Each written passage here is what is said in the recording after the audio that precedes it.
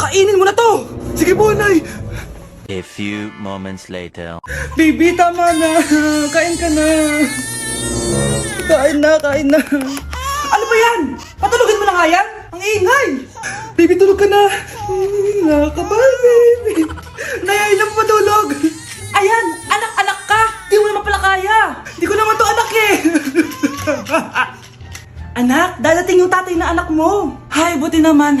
Sino ba yung tatay nito, Nay? Nakalimutan mo na ba? Eh, yung crush mong pogi. Talaga, Nay? I love you, baby. Tao po. Ikaw ba yung tatay nito? Ang pogi mo naman.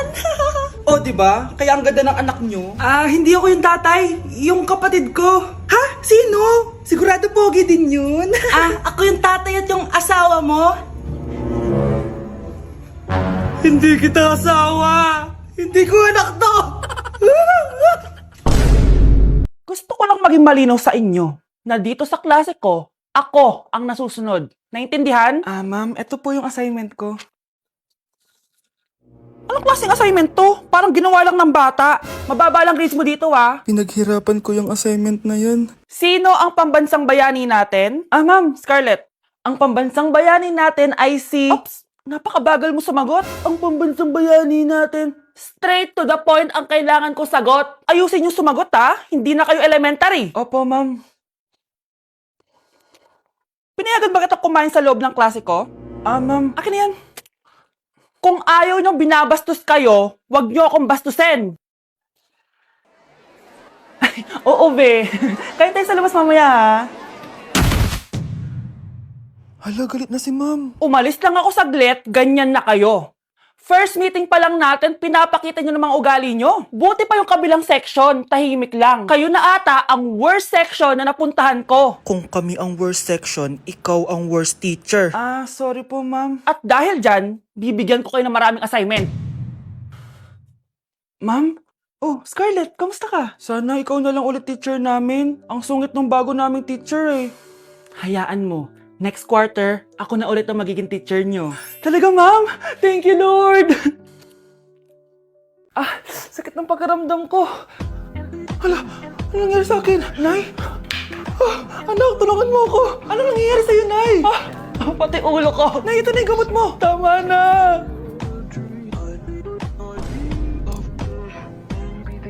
Kala ko naman na paano ka na, Nay? Kaka-tiktok mo yan eh. Aba, bakit? Ikaw lang ba pwedeng gumawa ng mga uso? Parang gusto ko rin gawin yan, Nay. Tara.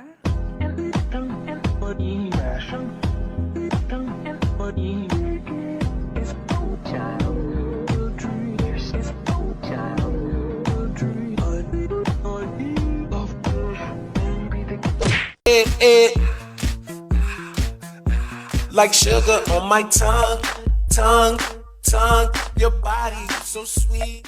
Ayan! Kaya pala ang laki ng bill ng kuryente natin. Nakabukas pala na matagal yan. Nay, uso kasi to yung sugar on my tongue. Sugar on my... Ganon. May alam din akong uso na pwede mong gawin. Talaga, Nay? Ano yun? Gagawin ko. Walang baon for a day. Ipambabayad ko sa kuryente yung baon mo. Nay naman eh. Ito na, isasara ko na to. Huwag mong babawasan baon ko, ah. Akin na nga tong cake na to. Sige na, pumasok ka na sa kwarto mo.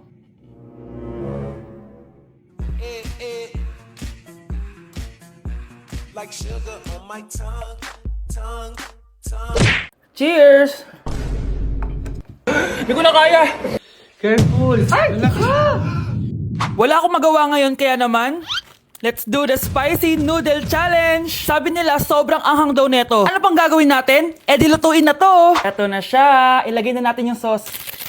Siyempre, ilalagay natin lahat. Guys, legit, kinakabahan ako. Grabe oh, sobrang red ng sauce. Parang sobrang anghang talaga nito. Iba yung kaba ko ngayon, promise. Haluin na natin. Okay, first kain. Basic lang to sa akin, promise.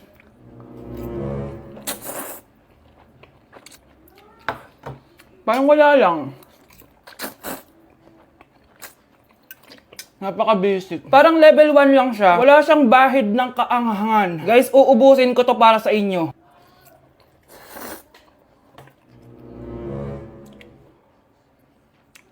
Wala to guys, wala. So, bumili din pala ako na tong... Oh my... Natunaw yung ice cream ko! Di guys, ano lang to? Di ba? Wala man. Basic.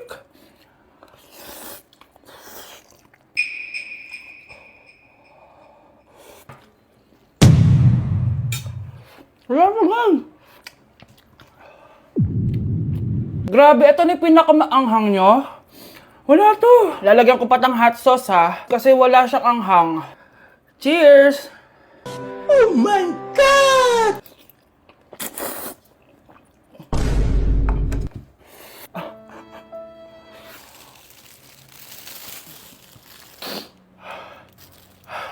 Honey Bunch!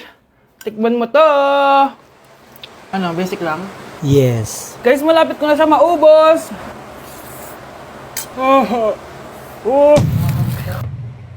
Hindi ko na kaya! Puntahan natin si Honey Bunch. Feel ko nagsusuka na siya sa CR. Bunch! Ano? Ano yan? Guys, pingi, sobrang... pingi. Sobrang anghang. Oh, careful.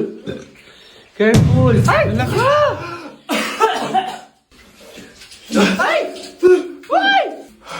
Next challenge tayo ng spicy. Mga anak ko, I got a new bag! Nay, bumili ka na naman? Ilang araw na tayong walang makain. Tapos inunan mo pa yan? Nay, nagugutom na ako. Kayong dalawa, wala kayong karapatang magreklamo ha? Alak lang naman kayo ng tatay niyo sa una niyang asawa. Tatawag ko kay tatay. Akin na yung cellphone mo. Hindi mo na ito makukuha sa akin. Ate, natatakot na ako sa kanya.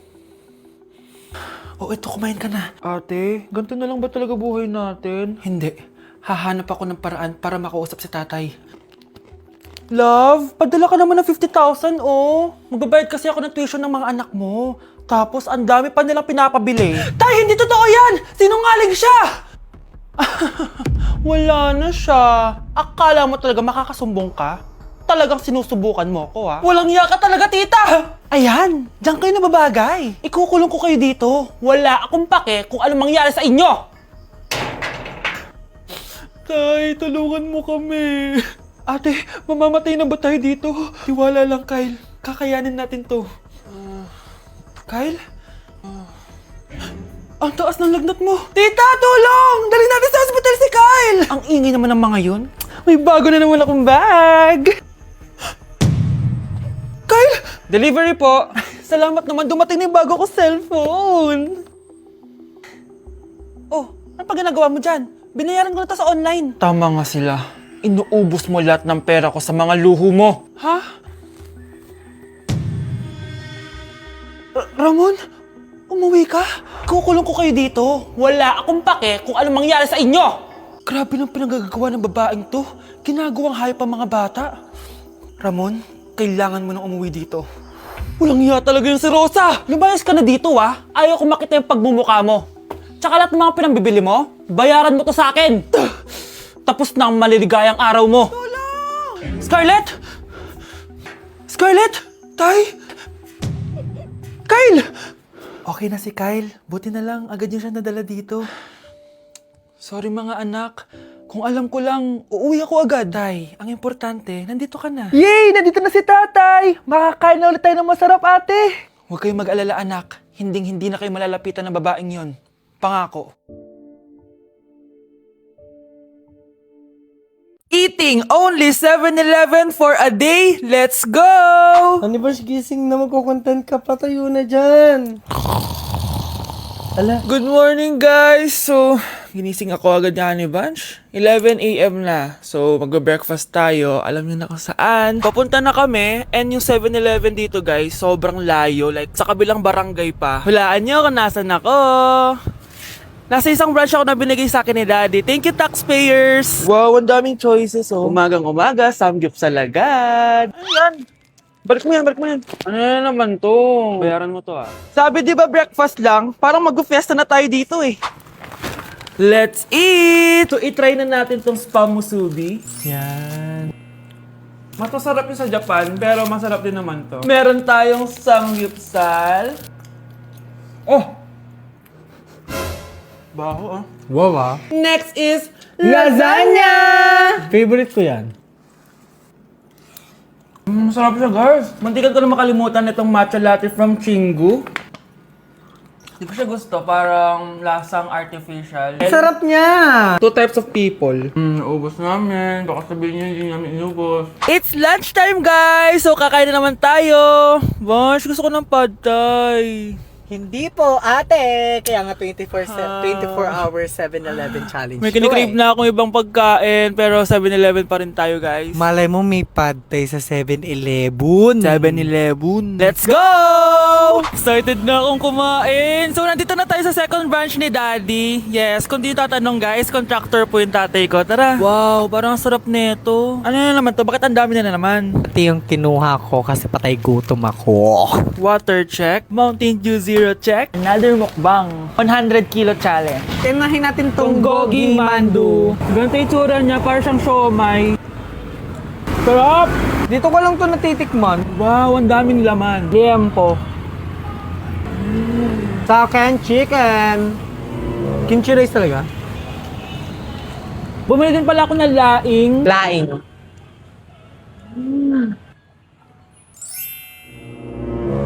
Hindi ko siya bet. Pwede dessert? May dessert pa? Busog na naman! Kaya Next stop na namin is dinner! It's dinner time! So, it's 7:17 na ng gabi and medyo nagugutom na tong tao na to. Saan kaya tayo kakain? Ayan, saan pa ba? May sisig, oh. Let's eat this. Guys, may Bicol Express. Okay, mukbang na naman. Kuya, pabili nito lahat. Okay guys, mag-haul na naman tayo, no? Tara! Guys, una natin titikman nitong chicken fillet nila. Parang Parang family chicken nga. Sarap. Tikman na natin ng bulgagi. Mmm. Sarap, di ba? Sarap! Unboxing! Sana secret. Oh my gosh! Ang sarap nito! Ngayon lang namin na-explore yung mga pagkain sa 7-Eleven sa Pinas. Sausaw natin to sa sabaw ng Bicol Express. Okay, next naman namin natitikman na itong sisig. Masarap naman pag maasim. Grabe guys, nabusog talaga ako, malala. Kaya naman, kung may challenge pa kayo guys, i-comment nyo lang dyan at gagawin namin yan. So yun lang guys, thank you for watching and see you on my next vlog. Wow, vlogger. Anak, nakita mo ba yung cellphone ng tatay mo? Nilagay ko dun sa loob ng kabaong niya bago siya ilibing. Ha? Ba't mo naman ginawa yun anak? May mga importante laman dun. Baka sakaling buhay pa siya para matawagan niya ako. Ay, Diyos ko talaga tong batang to.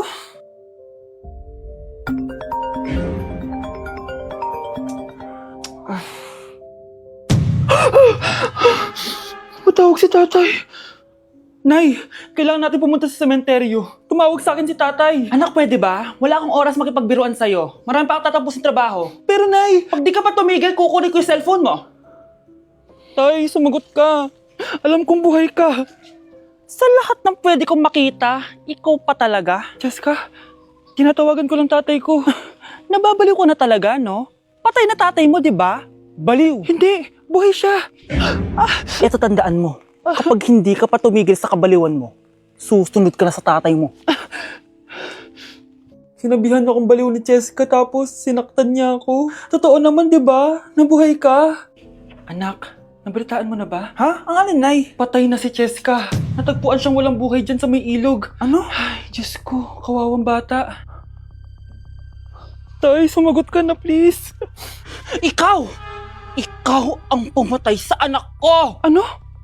Eh siya nga to nang away sa akin eh. Ikaw ang huli niyang kasama. Tandaan mo to. Isusunod kita sa tatay mo. Tay, hindi ko na alam gagawin ko. Sinisisi ako ng nanay ni Jessica sa pagkamatay ng anak niya. Natatakot ako. Anak, yung nanay ni Jessica. Oh, bakit nay? Pinatay daw. Binitin sa may puno. Ano? Nakakatakot na dito sa barangay natin, anak. Sinong pumapatay sa kanila? Nay, may tao. Sino po sila? Magandang araw po. Ako po si Detective Jason. Ako ang may hawak sa investigation case sa pagkamatay ni Cheska at ng kanyang nanay. Bakit kayo nandito? Dahil dito,